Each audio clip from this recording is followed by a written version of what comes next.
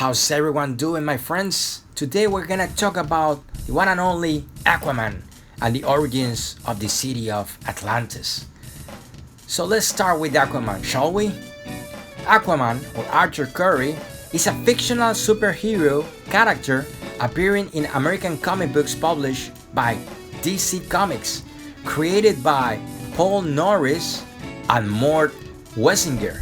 The character first appeared in More Fun Comics number 73 on November 1941. Initially a backup feature in DC's anthology titles, Aquaman later starred in several volumes of a solo comic book series, and during the 50s and 60s superhero revival period known as the Silver Age, he was a founding member of the Justice League. In the 1990s modern age, writers interpret Aquaman's character more seriously, with storylines depicting the weight of his role as King of Atlantis. Aquaman has been featured in several adaptations, first appearing in animated form in 1967 on the Superman Aquaman Hour of Adventure, and later in Super Friends. Since then, he has appeared in various animated productions.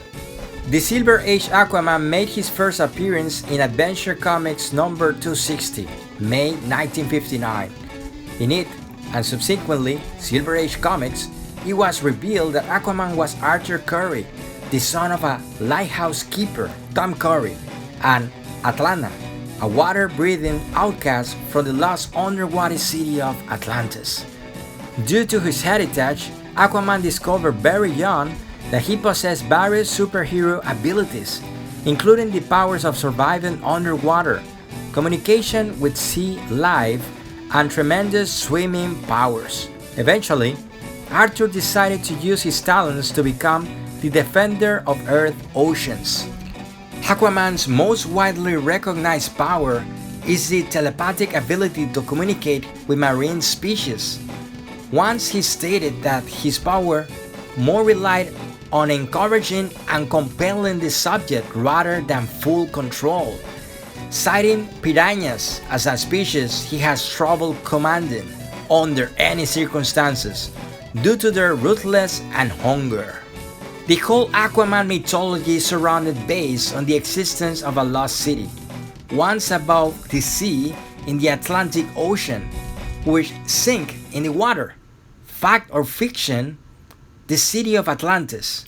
But what do we know about the city really? As a superhero action figure collector, I have a few Aquaman figures, the Silver Age collectible 5-inch figure.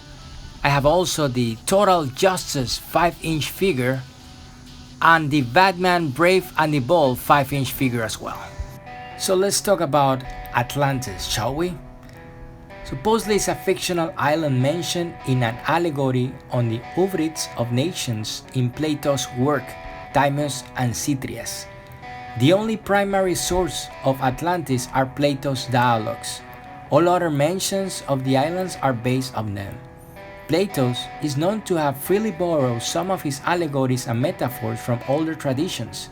This led a number of scholars to investigate possible inspiration of Atlantis from Egyptian records. When he was in his late teens or early 20s, Plato heard Socrates teaching in the market and abandoned his plans to pursue a literary career as a playwright.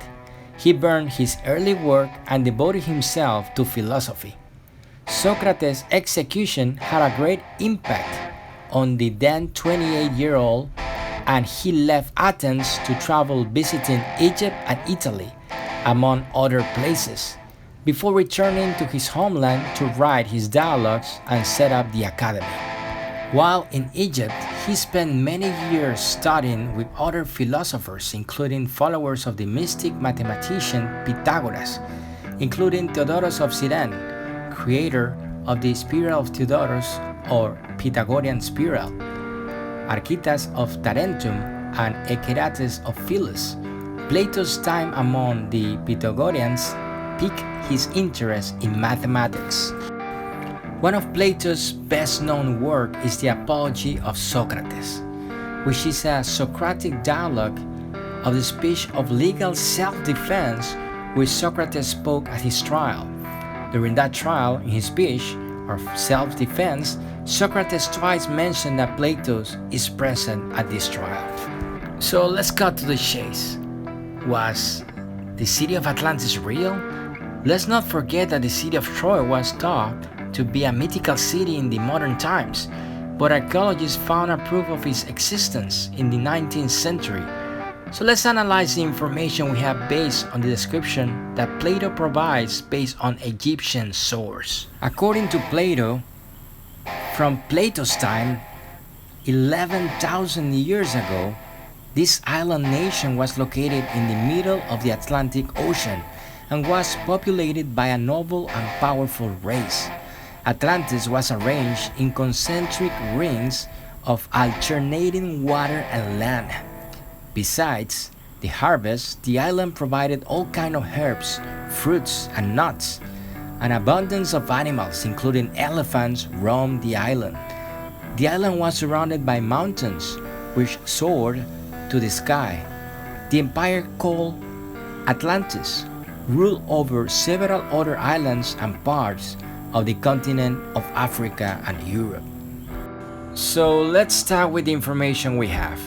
When Plato recorded what he learned about Atlantis, it was about 400 BC, and he said that 11,000 years before Atlantis existed.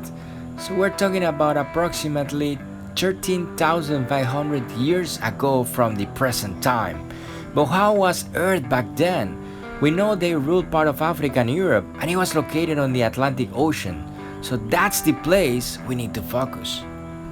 According to Nature.com, paleoclimate and archaeological evidence tell us that 11,000 to 5,000 years ago, the Earth's slow orbital wobble transformed today's Sahara Desert to a land covered with vegetation and lakes. The article, which link I copy on the description, goes in depth in explaining their findings and shows the location where these lakes used to be. Other research, like the one published by The Guardian, advised that a vast river network that once carried water from hundreds of miles across western Sahara has been discovered under the dark sand of Mauritania. Russell Wynn from the National Oceanography Center says that it's a great geological detective story, and it confirms more directly than we had expected. This is a more compelling evidence that in the past there was a very big river system feeding into the canyon. Both researchers point the network of vast rivers and highest level of lakes to the same place, very close to the Atlantic. Right there, on the northwest of Africa, there is a place with a singular shape. That place, the Richat structure, also called the Eye of Africa. The Richat structure, also called the Eye of Sahara as well, is a prominent circular feature in the Sahara Plateau near Qadain, west central Mauritania, northwest Africa. It is an eroded dome 40 kilometers in diameter, exposing sedimentary rock in layers which appear as concentric rings. The Richat structure is regarded by geologists as a highly symmetrical and deeply eroded geologic dome. It was first described in the 1930s and 1940s as Richat Crater. Many researchers, when looking at Atlantis, struggle with the fact that elephants, as told by Plato, lived there. And since elephants live exclusively on Africa and Asia, in groups of 8 to 100 individuals, the location of Atlantis on the African continent goes in line with the theory. In his channel, Indie Archaeologist visits the site where he describes the place when he's about to arrive, and does a comparison with Plato's description and the place as he gets closer. First, in regards to how the city was first surrounded by a level plain followed by mountains. He goes on with the analysis of the place based on Plato's writings, and go as far as finding evidence of water, and he finds shells as well. For more details, I'm adding the link on the description of the video, which I highly recommend. Finally, but not least, the fact that the most difficult characteristic of the place matches amazingly with this site, Atlantis. the shape as described by Plato, arranged in concentric rings. Let's remember that based on Zacharias Sitchin, who translated the old Sumerian tablets, as well as scientists who believe the cradle of civilization is Africa, the Anunnaki, they who from heaven came, the old ancient gods, came to Earth looking for gold and decided to obtain their vital material by mining in Africa. So, an advanced civilization settlement on the continent of Africa is also supported based on Sumerian tablets. So how exactly this civilization disappeared? The reason why timing is so important is because, based on the chronology of events according to the research from Sumerian tablets, the Great Flood took place between 11,000 to 13,000 BC, which is very close to the period of time Plato refers to. And again, these are not exact as well, all now, but are really damn close. This could have wiped out the entire city and later cleared it up, resulting on the current structure we all can see.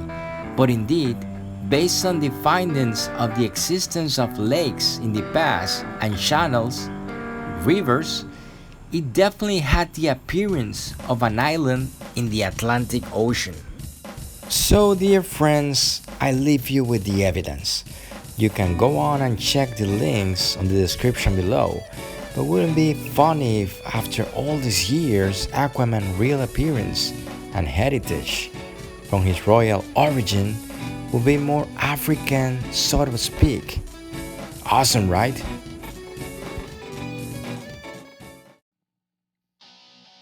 I hope you liked this video. Please subscribe, like, follow me on Instagram and share it. A lot of you are not subscribed. Come on guys, do it. Also check the Star Wars Night of Templars video, Doctor Strange and the Temple of Solomon video is gonna blow your mind. And also all other videos I have about the origin of the name of God, magic and Goetia, Shazam, Rorschach, and Superman, the Sun God. My friends, 93, love is the law. Take care.